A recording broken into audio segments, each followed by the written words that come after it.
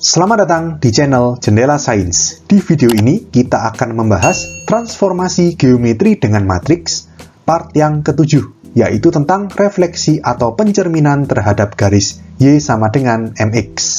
Simak terus video ini sampai akhir. Kita masih di bagian yang kedua dari transformasi geometri dengan matriks, yaitu refleksi atau pencerminan. Di part kali ini kita masuk ke pencerminan yang ke-9, yaitu pencerminan terhadap garis Y sama dengan MX. Pencerminan terhadap garis Y sama dengan MX. Jadi misalkan saya punya titik A, koordinatnya X, Y, lalu di sini ada garis Y sama dengan MX yang warna merah ini. Ingat ya, kalau Y sama dengan MX, nggak ada plus C-nya atau C-nya 0, maka sifat garis itu adalah memotong sumbu X dan sumbu Y sekaligus di titik asal, titik O 0,0 di sini. Oke, lalu kalau misalkan kita mau buat pencerminan titik A, koordinatnya X, Y, terhadap garis Y sama dengan MX, ya kita gunakan sifat cermin. Kita gambar garis dari titik A yang tegak lurus ke cermin, lalu dikalikan 2. Nah, seperti ini. Jadi garis yang warna biru ini merupakan garis yang tegak lurus cermin, yaitu garis Y sama dengan MX. Jarak dari titik A ke cermin sama dengan jarak cermin ke titik bayangan. Berarti titik bayangannya di sini A aksen, misalkan koordinatnya X aksen, Y aksen. Oke, lalu dari titik O 0,0 ini, dari titik pusat koordinat, kita gambarkan garis ke titik A. Garis yang warna hijau ini, dan panjangnya misalkan R. Lalu dari titik O juga kita buat garis ke titik A aksen, titik bayangannya ini. Maka garis yang warna oranye ini dan yang warna hijau ini sama panjangnya, misalkan sama-sama R. Ya, kalau kalian lihat ini bentuknya OA aksen, ini adalah segitiga sama kaki. Ini sama dengan ini sama dengan ini. Ngerti ya?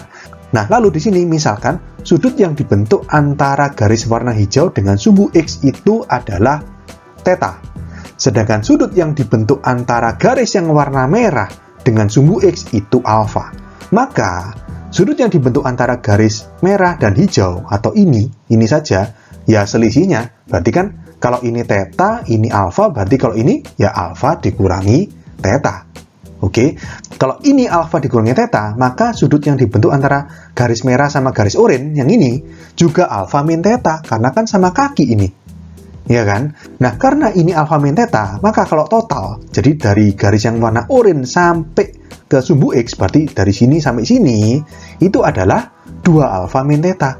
Karena dari sumbu X sampai garis yang warna merah tadi kan alfa. Lalu ditambah dari garis merah sampai garis oranye itu alfa min theta. Berarti kan alfa plus alfa min theta, atau 2 alfa min theta. Oke, paham sampai sini ya? Lalu di sini dari titik A kita tarik garis ke bawah dan ke kiri. Ini X, ini Y, gitu ya.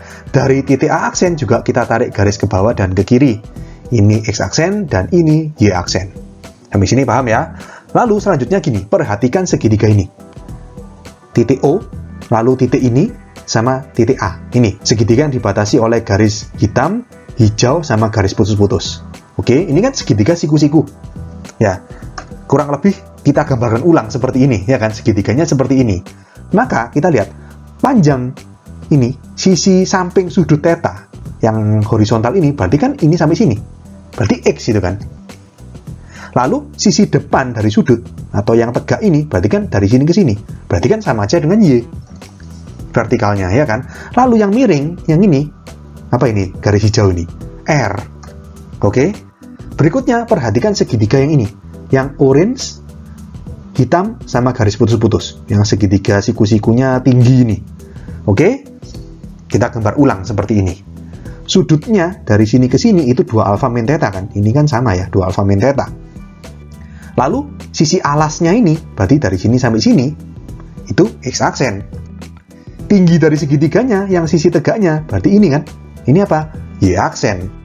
Sisi miringnya yang warna oranye ini kan, berarti R. Oke. Lalu seperti ini, kita gunakan prinsip trigonometri. Kita mulai dari segitiga yang pertama. Ya, segitiga yang pertama, misalkan saya mulai dari cos. Cos theta. Nah, cos itu kan samping per miring. Cos theta berarti samping X miring R. berarti cos theta sama dengan X per R. Kita pindah ruas, berarti X sama dengan R cos theta. Oke, lalu sekarang sin theta. Sin theta berarti depan per miring. Depannya kan ini, depannya theta kan Y, miringnya R, berarti sin theta sama dengan Y per R. Kalau kita pindah ruas, berarti Y sama dengan R dikali sin theta. Kita ke segitiga yang kedua. Segitiga yang kedua berarti sudutnya 2 alfa min theta. Kita mulai dari cos lagi ya. Jadi cos dalam kurung 2 alfa min theta berarti sama dengan samping per miring. Tapi samping segitiga yang kedua berarti ini X aksen, miringnya R. Berarti cos 2 alfa min theta sama dengan X aksen per R. Lalu sama kita pindah ruas, berarti X aksen sama dengan R dikali cos dalam kurung 2 alfa min theta. Dan yang terakhir, sin 2 alfa min theta dalam kurung ya. Berarti sama dengan sisi depannya berarti Y aksen, sisi miringnya R. Berarti Y aksen per R. Kita pindah ruas, berarti Y aksen sama dengan R dikali sin 2 alfa min theta. Oke, lalu berikutnya seperti ini. Perhatikan ya, ini tadi X aksen kan sama dengan R cos 2 alfa min theta. Kita uraikan pakai rumusnya cos selisih sudut. Masih ingat rumusnya? Cos alfa min beta sama dengan cos alfa cos beta plus, ingat ya kalau cos tandanya dibalik, plus sin alfa sin beta. Jadi di sini kita uraikan X aksen sama dengan R-nya tetap ya, cos 2 alfa min theta. Berarti alfanya itu 2 alfa, betanya itu theta, gitu ya. Berarti dalam kurung cos 2 alfa cos theta plus sin 2 alfa sin theta. Lalu R-nya kita kalikan ke dalam kurung, berarti sama dengan R cos 2 alfa cos theta plus R lagi ya, R sin 2 alfa sin theta. Nah, kalau kalian lihat tadi R cos theta, jadi R cos theta itu sama dengan X. Ini kan? Berarti di sini bisa kita ganti X aksen sama dengan R cos theta-nya diganti dengan X. Jadi tinggal X dikali cos 2 alfa. Plus, nah di sini R sin theta itu adalah Y. Ya, berarti ini Y sin 2 alfa. Oke, sekarang kita ke Y aksen. Y aksen itu kan R sin 2 alfa min theta. Kita gunakan rumus sin alfa min beta. Masih ingat rumusnya? Sin alfa min beta sama dengan sin alfa cos beta min cos alfa sin beta. Ya kan? Berarti kalau misalkan R sin dalam kurung 2 alfa min theta, berarti R dikali dalam kurung sin 2 alfa cos theta min, tetap min ya, min cos 2 alfa sin theta. R-nya kita kalikan ke dalam kurung, berarti sama dengan R sin 2 alfa cos theta min R cos 2 alfa sin theta. Oke, lalu sama seperti tadi ya, R cos theta itu adalah X. Berarti di sini Y aksen sama dengan X sin 2 alfa, lalu yang kanan ini R sin theta itu tadi Y, berarti min Y cos 2 alfa. Oke, nah dari dua persamaan yang kita dapat ini, X aksen sama dengan X cos 2 alfa plus Y sin 2 alfa, dan Y aksen sama dengan X sin 2 alfa min Y cos 2 alfa, kita buat matriksnya. Ya, maka matriksnya diperoleh seperti ini. X aksen, Y aksen, berarti sama dengan matriks ordo 2 kali 2 ya, berarti di sini cos 2 alfa sin 2 alfa, yang ini sin 2 alfa min cos 2 alfa dikali sama XY. Coba kita kembalikan ya. Matriks ini kita kalikan lagi, berarti kan baris pertama kali kolom pertama. Cos 2 alfa kali X itu X cos 2 alfa. Plus sin 2 alfa kali Y itu Y sin 2 alfa. Benar kan? X aksen sama dengan X cos 2 alfa plus Y sin 2 alfa. Yang baris kedua, sin 2 alfa kali X kan, berarti X sin 2 alfa. Plus min cos 2 alfa kali Y, berarti min Y cos 2 alfa. Sama kan? Ya, berarti persamaan yang kita buat ini kita nyatakan dalam matriks, maka bentuknya seperti ini. Oke? Dari penurunan rumus yang sudah kita bahas di slide sebelumnya, maka di sini kita simpulkan ya, untuk pencerminan terhadap garis Y sama dengan MX kalau dinyatakan dalam pemetaan, maka titik A yang koordinatnya X, Y, jika dicerminkan terhadap garis Y sama dengan MX, maka menghasilkan koordinat bayangan A aksen X cos 2 alfa plus Y sin 2 alfa. Ini kalau kalian ingat tadi ini X aksen, ya kan? Koma, X sin 2 alfa min Y cos 2 alfa. Ini adalah Y aksen. Atau kalau dinyatakan dalam matriks, X aksen Y aksen sama dengan cos 2 alfa sin 2 alfa sin 2 alfa min cos 2 alfa dikali matriks XY. Nah, mungkin kalian bertanya, nanti di soal kan kenyataannya yang diketahui itu M-nya. Misalkan, pencerminan terhadap garis Y sama dengan 3X, berarti kan M-nya 3. Nah, dari M sama dengan 3 itu, gimana caranya kita mencari alfa? Kalau alfa nggak tahu kan percuma, kita tidak dapat masukkan ke rumus matriks maupun yang pemetaan ini. Maka di sini ada hubungan antara M dengan alfa. Oke, gimana cara mencari hubungan M dengan alfa? Gini, kita tahu kalau misalkan garis Y sama dengan MX, M itu kan artinya gradien. Ya, artinya gradien M itu sama dengan tangen alfa. Kalau kalian ingat tadi di gambar di slide sebelumnya, alfa itu sudut yang dibentuk antara garis MX dengan sumbu X. Ya, jadi M sama dengan tangen alfa.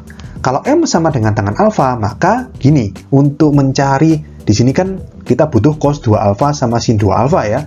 Kita gambar segitiga siku-siku. Seperti ini ya.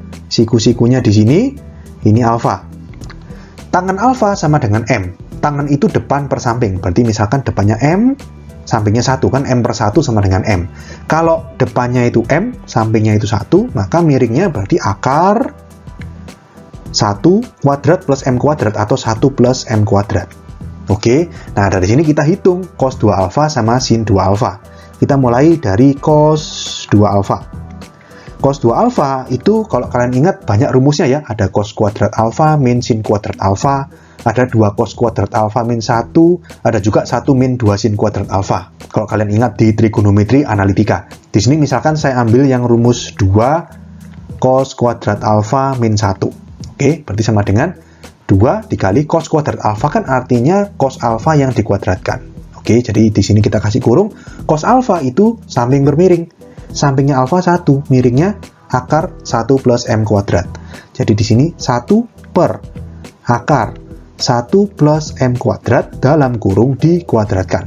Dikurangi 1, kan 2 cos kuadrat alfa min 1. Jangan lupa min 1-nya. Berarti sama dengan 2 dikali, ini yang di dalam kurung kita kuadratkan. Yang atas berarti ya 1 ya. Per yang bawah akarnya hilang. Berarti 1 plus M kuadrat min 1. Berarti sama dengan 2 per 1 plus M kuadrat min 1. Kita samakan penyebut menjadi sama dengan per 1 plus M kuadrat. Berarti yang atas 2 tetap, lalu min 1 min lagi ya M kuadrat. Berarti sama dengan 2 min 1 itu 1 min M kuadrat. Bawahnya per 1 plus M kuadrat. Didapatkanlah rumus cos 2 alfa sama dengan 1 min M kuadrat per 1 plus M kuadrat. Oke, lalu sekarang kita buat rumusnya sin 2 alfa. Sin 2 alfa cuma punya satu rumus ya di trigonometri analitika. Cuma ada 2 sin alfa cos alfa. Jadi mau nggak mau pakai rumus ini. Berarti sama dengan 2 kali sin alfa depan per miring. Berarti depannya M, miringnya akar 1 plus M kuadrat. Berarti M per akar 1 plus M kuadrat dikali cos alfa. Tadi kan 1 per akar 1 plus M kuadrat. Pembilangnya 2 kali M, 2M.